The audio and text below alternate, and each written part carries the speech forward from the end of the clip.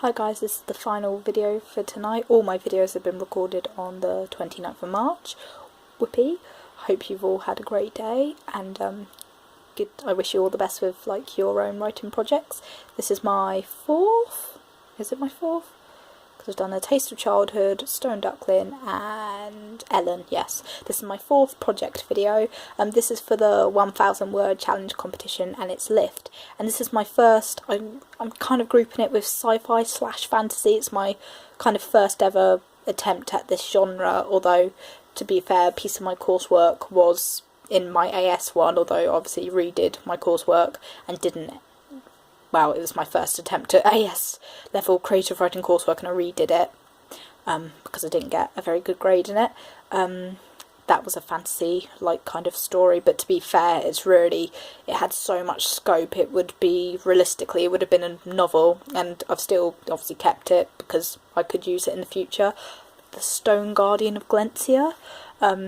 So yeah, that obviously had much more scope than the little stupid short story that I tried to cram it into, but you live and you learn. Still, I thought did a quite a good job, but I'm still developing my skills, and every day we develop as writers. So yeah, that's kind of the genre I would place it in, or the genre I was trying to go for. Lift. Well, it was brilliant because obviously 1,000 words, it's like, wow, okay, I really need to plan this story, and I need to start planning all my stories because it just tends to work out better for me. Like, there's lots of writers that can just spontaneously write, and good to you if you can do that. Personally for me, the only time I can really get away with being, well, I guess any idea, I get spontaneous ideas. My ideas and inspiration will come to me pretty easily, and it'll just be like, yep, light bulb moment, I know what I'm going to write. But I think structurally it helps me if I have a plan in place, except for poetry. Poetry is the one form where I can just be like, right, I'm going to write this poem, the verses and stanzas will come to me, I'll type them all out, I can play around with structure when it comes to editing. So I guess that's just like my natural form. But Lift is about a teenager called Ty, and it's from his point of view. No, it's not. I lied. It was originally going to be from his point of view, but I turned it back into third person. I think I did. Yeah, it was present tense.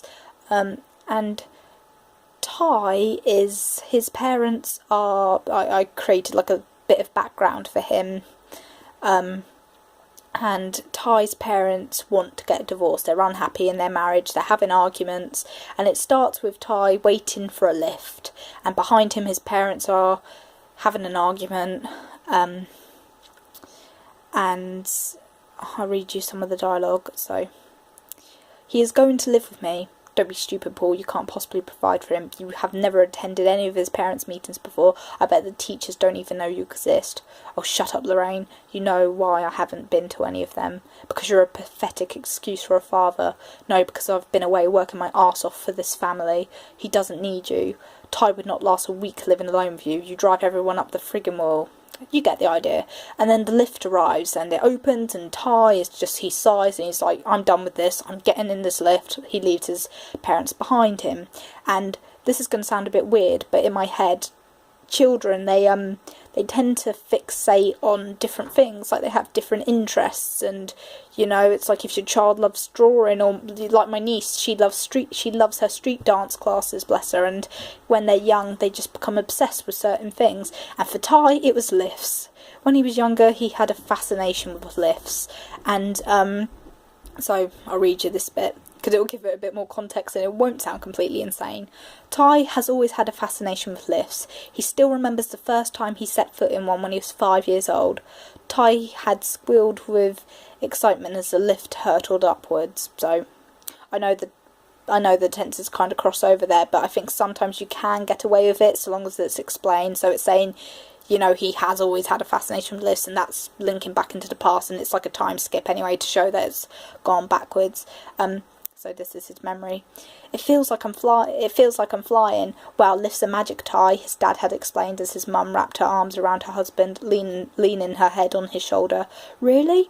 Yes, some lifts can take you to a new world if you want them to. Where to, Dad? Anywhere you can think of. So it goes back to the present, and Ty's, he's like, yeah, lets out an amused laugh, like how silly he was at that memory. And then, for the first time, he notices he is not alone. There's a young woman with silvery hair, and it's in like a wavy pixie cut style, and she has cloudy eyes, and she's reading a book. And then he notices something strange. The lift has been going for a very long time. It all starts to develop quite quickly because you only have 1,000 words, so, it might not get anywhere, but I was quite proud of this for 1,000 words. So then the flip that that you get in the lift, he usually loves it, but it's starting to make him feel quite nauseous. And then this wonderful character that I had so much fun to write. I love this character, even though she's like, this is the first time she's appeared. I love this. You'll never make the journey if you can't handle it now, her voice rings out. What do you mean? Suddenly the lift jerks to a stop. Well, that is really inconvenient. I try so hard to stick to my schedules, The woman huffs as she snaps her book shut. I'm Melissa, by the way. And then Ty's just kind of like, hi, I'm Ty. He doesn't know what the hell's going on. And she's like, Melissa's response is like, I know. And he's like, what? Don't you want to know what book I'm reading? I mean, we're going to be stuck here for a while anyway. I really love Melissa because she's like a scatterbrain, but it's never revealed what she is. So anyway, Ty tenses, and for the first time he feels claustrophobic, whereas in the past he would laugh at people who were scared of lifts. They gave him space to think and to leave behind all the raised voices. So I tried to use the lift as a metaphor of like rising above all the arguments and everything, and as Ty has always loved them as a child, it's like the lifts are a place of comfort for him, a place he can escape to. Sorry about that, I just had to pop my mum's electric blanket on for her, bless her. Anyway, so yeah, I really love Melissa as a character, so yeah, I was trying to use the lift as a metaphor to rise above all the arguments and everything, and I've already explained that bit. So, oh yeah, and then this is Melissa, so that's just Ty thinking about that, and then it's like, I get it.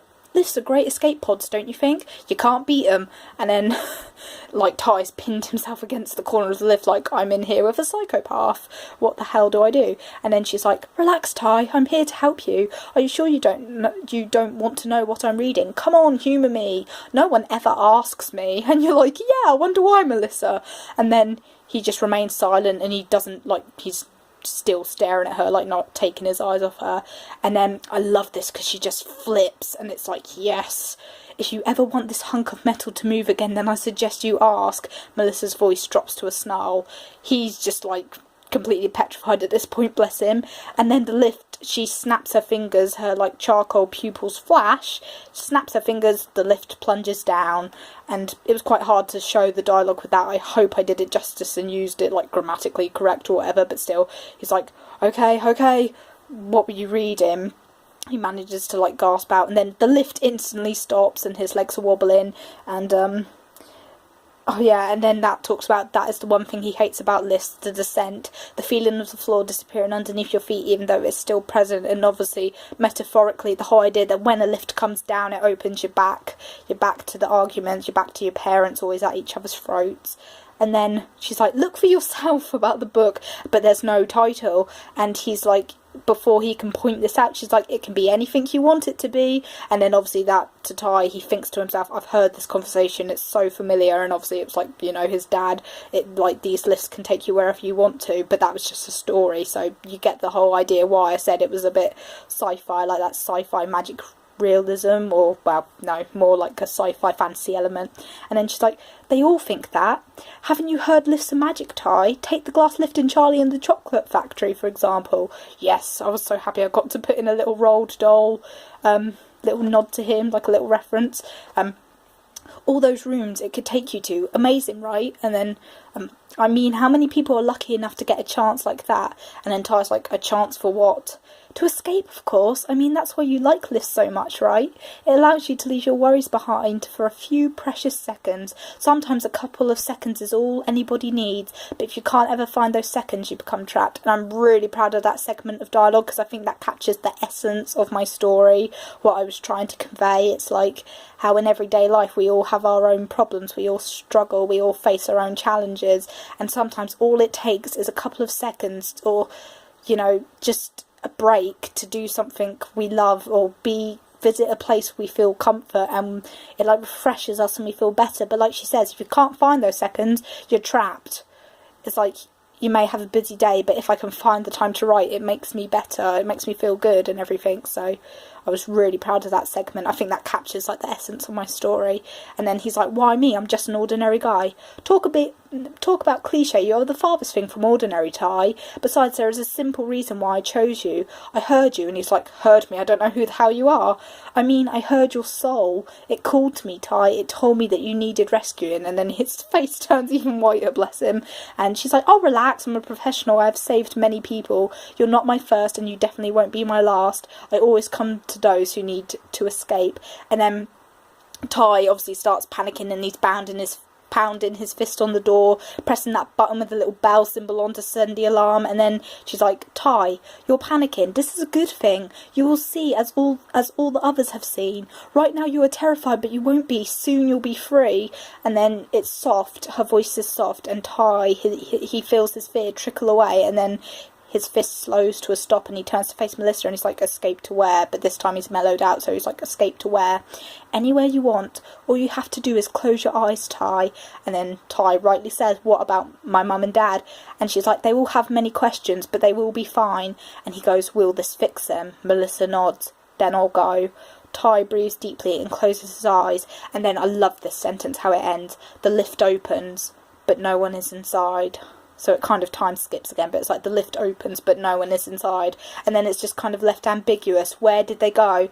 But I really liked the way it worked out, because I in my head, when I thought of this story, I always had that ending in plan, like the lift is going to open, but I don't want either of them to be inside.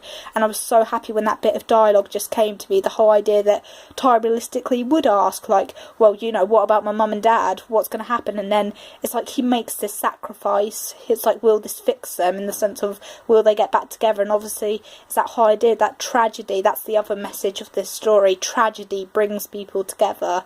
So Ty's going to disappear, and obviously they'd be police, realistically, you know, in the real world there'll be police investigations, like what happened to our child, teenager, you know, where has he gone?